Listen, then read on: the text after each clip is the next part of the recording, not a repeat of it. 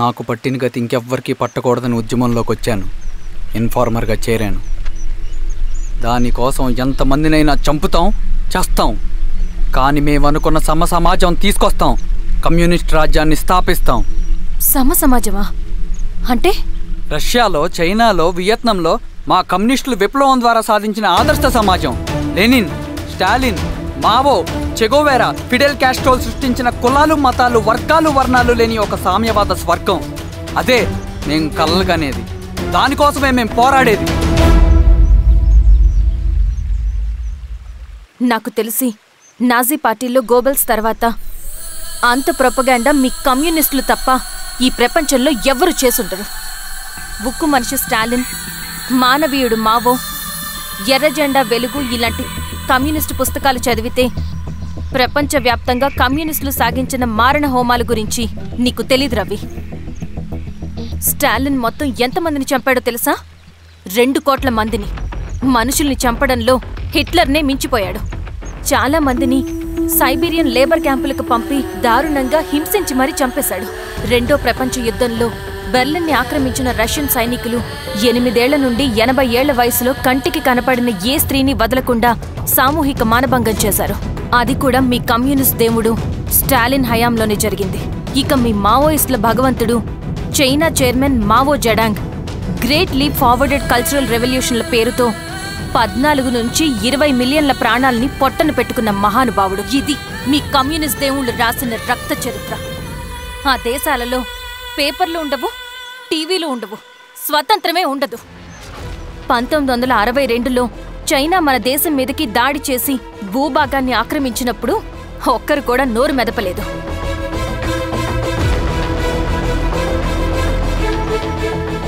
కమ్యూనిస్టుల మానసపుత్రులైన మీ నక్సలైట్లు ఏమైనా తక్కువ తిన్నారా? పశ్చిమ బెంగాల్లోని నక్సల్ బరి అనే గ్రామంలో 1965లో జోతేదార్ల దౌర్జన్యానికి వ్యతిరేకంగా పుట్టిందే మీ ఉద్యమం. A for arms, B for Bengal, C for Charu Majumdar. చారు మజుందార్ చెప్పిన స్టేట్మెంట్ గుర్తుందా? వర్గశత్రువుని ఖతం చేసి వాడి నెత్తుట్లో చేతులు ముంచని వాడు విప్లవకారుడు ఎలా అవుతాడు? అక్కడ్నుంచి మొదలైంది మీ నక్సల్స్ హింసాకాండ.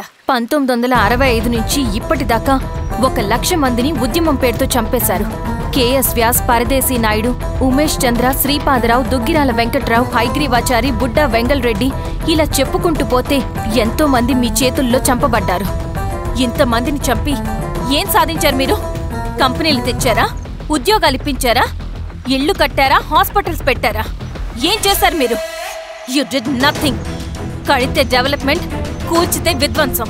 విధ్వంసం చేశారు కానీ డెవలప్మెంట్ ఏం చేశారు మీరు? అంటే ఇన్నేళ్ల ఉద్యమంలో మేం మంచేయలేదా? లేకే, ఖచ్చితంగా చేశారు. తెలంగాణ సాయుధ పోరాటం, శ్రీకాకుళం సాయుధ పోరాటం వాళ్ల చలవే. భూస్వాములు తగ్గి కూలీ రేట్లు పెరిగాయి అంటే అది మీ చలవే. నంబూద్రిపాద్, జ్యోతి బసు, సోమనాథ్ చటర్జీ, పుచ్చలపల్లి సుందరయ్య, తరిమెల నాగిరెడ్డి, చంద్ర రాజేశ్వరరావు, నల్లా నరసింహులు ఒక్కొక్కరు ఒక్కో లెజెండ్. కానీ వీళ్ళు ప్రజానాయకులు. తుపాకీ పట్టి అడవిల్లోకి వెళ్లలేదు. ఎలక్షన్స్ లో గెలిచి ప్రజా సమస్యల్ని పరిష్కరించారు. కానీ మీరేంటి ఎలక్షన్స్ వద్దు అంటున్నారు? ఒక తుపాకీతో మనిషి ప్రాణాలు తీసే బదులు ఒక పెన్నుతో 10 మంది ప్రాణాలు కాపాడొచ్చు. మీలాంటి వాళ్ళు ఉండాల్సింది ఎర్ర జెండా నీడలో కాదు, దేశ జెండా నీడలో. చంపుకుంటూ పోతే ఒకరోజు మనకిష్టమైన వాళ్ళని కూడా చంపుకోవాల్సి వస్తుంది రవి. నా మాట విను. ఇవన్నీ వదులుకుని నాతో రా. ఈ అడవి బయట నీకు గొప్ప ఫ్యూచర్ ఉంది.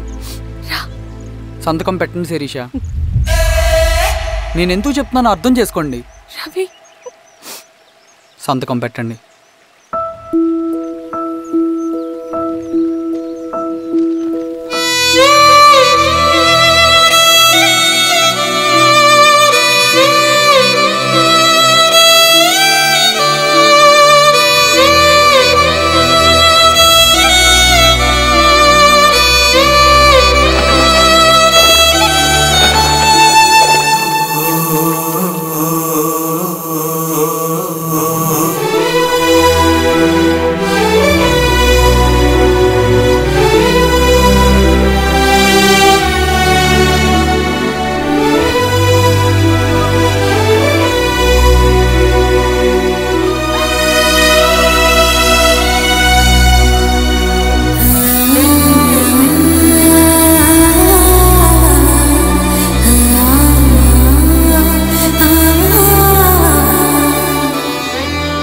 శిరీషమ్మ, నేను కొన్నాళ్ళు ఒంటరిగా ఉండాలనుకుంటున్నాను, అర్థం చేసుకోండి. అది కాదమ్మా. స్వామి, నేను నీ కబురు పెడతాను. అమ్మా అమ్మా,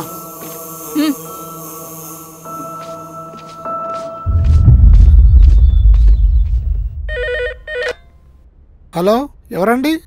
హలో, నేను చెన్నారెడ్డిని మాట్లాడుతున్నాను. సంజీవ్ రెడ్డి గారు ఉన్నారా? సార్ మీటింగ్లో ఉన్నారు సార్. శిరీషమ్మ ఇంట్లోంచి వెళ్ళిపోయింది సార్. ఏం చేయాలో అర్థం కావట్లేదు. ఒకసారి సంజీవ్ రెడ్డి గారికి అమ్మాయి గురించి చెప్పండి. చెప్తా సార్. సురేష్, మనం చాలా జాగ్రత్తగా ఉండాలి. నమస్తే రెడ్డి గారు, యూ కెన్ గో. కూర్చోండి సార్. వాళ్ళక్కడ నన్ను చేతగానే వాడిని చేసి నలుగులో నిలబడుతుంటే నువ్వు ఇక్కడ రిలాక్స్గా ఏసీ రూమ్లో కూర్చొని మీటింగ్లా. మీరు ఇక్కడికి రాకముందే అన్ని ఏర్పాట్లు చేసామండి. రేపటి నుంచి ఆ నక్సలైట్లకు పోలీస్ పవర్ ఏంటో చూపిస్తాం. కొత్త ఎస్ఐ పళని అప్పన్.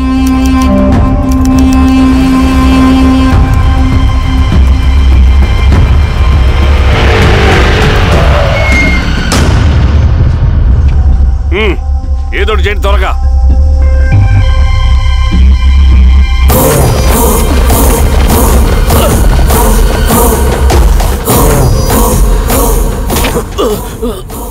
ఏంది ఈరోస్వామి, ఏమని చెప్పినాడా? లేదు సార్. చాలా సిన్సియర్ అనుకుంటున్నా. అవును సార్. మన సిన్సియారిటీ కూడా చూపియాలి కదా.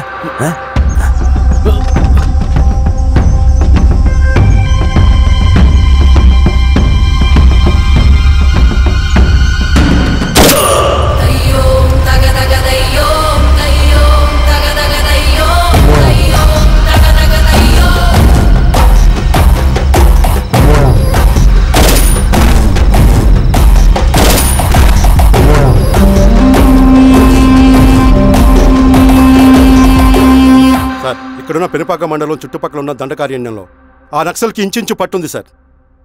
వాళ్ళ కనసైగల్లోని ఇదంతా జరుగుతుంది సార్. ఇక్కడ వాళ్ళకి స్ట్రాంగ్ ఇన్ఫార్మర్స్ ఉన్నారు సార్. స్ట్రాంగ్ ఇన్ఫార్మర్సా? అదేందో చూడండి. కేసు ఫైల్ చేయమంటావా? ఏంటి గొడవ సార్? గంజా కేసులో దొరికాడు సార్. నాకేం సంబంధం లేదు సార్. పోలీసులు నన్ను నిరికిస్తున్నారు సార్. ఏందా గోలా? సార్, మన పోలీస్ చెకింగ్ లో ఆటోలో గంజాయి దొరికిందండి సార్. ఆ ఆటో డ్రైవర్ నాకు సంబంధం లేదు అంటున్నాడు. గంజాయా? లోనికి పిలవండి. మీరు బాండి. ఈరోజామి గారు సార్. కూకో. నీ పేరేంది? రాజప్ప సార్. కూకో. ఎవరు? లంకపురం సార్. కూకో కూకో కూకో. ఏం చేస్తా అంటావు? ఆటో డ్రైవర్ని సార్. కూకో. నీ అబ్బాయి ఎన్నిసార్లు చెప్పాలా నీకా? వయసులో పెద్దోడిని, పోలీసోడిని, నాకు ఒకే విషయం 10 మార్లు చెప్పడం ఇష్టం ఉండదు. అర్థమైందా? కూకో.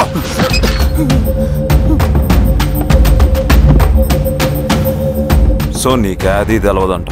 అవును సార్, నాకే సంబంధం లేదు.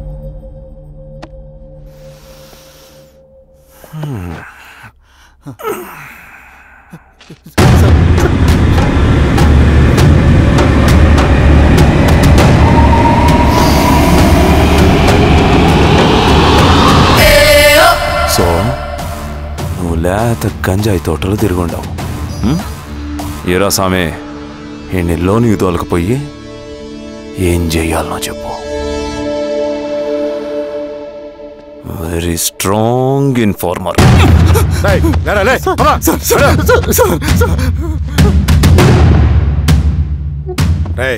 ఆ నక్సల్స్ కనిపిస్తే ఈ సొరకాయ బొర మీద ఈ బటన్ నొక్కు, మాకు సిగ్నల్ వస్తుంది. 10 నిమిషాల్లో మేము అక్కడ ఉంటాం. జాగ్రత్త. అలాగే అండి. తేడా వస్తే తెలుసుగా.